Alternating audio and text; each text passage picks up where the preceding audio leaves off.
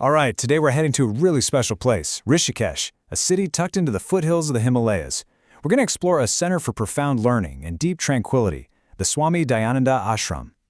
You know, this quote from a visitor just captures the feeling perfectly. Rishikesh has this incredible, almost magnetic pull on people. And for so many, the Dayananda Ashram is right at the heart of that experience. It's so much more than just a place to stay. It's a real destination for the soul. So picture this. The ashram is beautifully set in an area called Shishamjari, right on the banks of the holy Ganga River. And this location isn't just about the amazing view, it's totally fundamental to the whole vibe of the place. The sound and the sight of the river, it's like a constant living backdrop for everything that happens there. And you can really feel that presence. Like this visitor said, the sheer power of the Ganga and the coolness coming off it. It creates this unique little microclimate of peace. It's a constant reminder of nature's power and its ability to just soothe you. It's pretty much the first thing you notice when you arrive. Okay, so let's take a little walk through the grounds together. I mean, the natural beauty is just stunning, there's no doubt about it. But every single part of this ashram is designed with a very specific purpose in mind, creating an environment that's completely dedicated to spiritual learning and contemplation. So, as we walk around, we're going to see the main temple, which is dedicated to Lord Shiva, the founder's really serene final resting place, a fantastic bookstore, the big communal dining hall, and of course, the ghats. Those are the steps leading right down into the river itself. Each one of these spots plays a really important role in daily life here. You know, it's interesting, but even the food here is part of the spiritual practice. The meals are simple, pure vegetarian, they call it sattvic, and it's all designed to help create clarity of mind. Everything you eat is considered prasad, which means it's a kind of blessed offering. After prayers, you might even get a special prasad, like a sweet hawa that's made with jaggery instead of sugar. It's a small thing, but it perfectly reflects the ashram's focus on purity and tradition. So, we've seen the what and the where of the ashram. But what about the why? How is the way something is or the way something happens?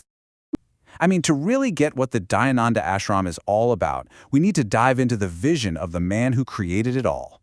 Swami Dayananda Saraswati was, just a towering figure in the world of spiritual philosophy.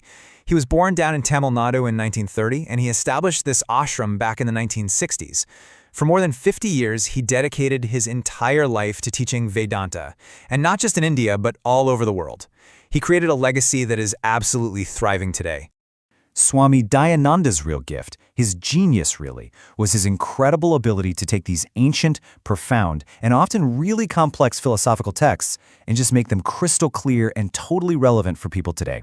He was the bridge between timeless wisdom and our contemporary lives. And that brings us to the core teaching itself, the whole reason the ashram even exists. It all circles around one of the most fundamental philosophies of India, Vedanta, and its absolutely profound answer to our universal search for happiness. It's a question we all ask ourselves, isn't it? Why do we always feel like we just need that next thing, the next job, the next achievement, the next relationship to finally feel complete? Why is there this constant feeling of wanting something more? Well, Vedanta offers a pretty startling answer.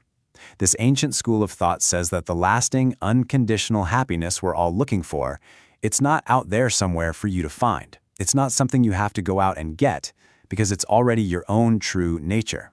Which leads to the big question, right? If that's true, why don't we feel it all the time? So, Vedanta lays this out in a really logical way. Step 1, it starts with the truth we all know. Everyone is looking for lasting happiness. Step 2, it points out the problem. The happiness we get from things in the world never, ever lasts. Step 3, it identifies the root cause of this endless chase. It's a deep misunderstanding about who we are, a mistaken feeling that we're somehow incomplete. And then step 4, the liberating truth. That feeling of being incomplete is just an error. You are already whole. You are already the very thing you're searching for. Okay, but here's the thing. Hearing that intellectually is one thing. Actually internalizing it, living it, that's a whole other ballgame. And that's exactly why the ashram isn't just a place for philosophy, it's a school. It's a place to systematically study and come to realize this truth for yourself. And the ashram offers two main paths to do this. For the most dedicated students, there's this incredibly immersive 3-year residential course. A real deep dive. But for those of us with less time, there are also shorter programs, everything from 7-day camps to 3-month courses, which give you a really solid introduction to these incredible ideas. So, a student's life here is definitely structured and disciplined. The day kicks off at 5 a.m. with prayers and chanting, then it's morning classes, learning Sanskrit, and studying the core Vedanta texts. Afternoons are for lunch and self-study, and then evenings often include a satsang, which is a gathering for spiritual discussion and Q&A with a teacher. It's a completely immersive experience. And here's a detail that is absolutely key: accessibility. Even though the original texts are all in Sanskrit, the main language of instruction is English. This just throws the doors wide open to students from all over the world, which truly fulfills Swami Dayananda's vision of sharing this knowledge globally.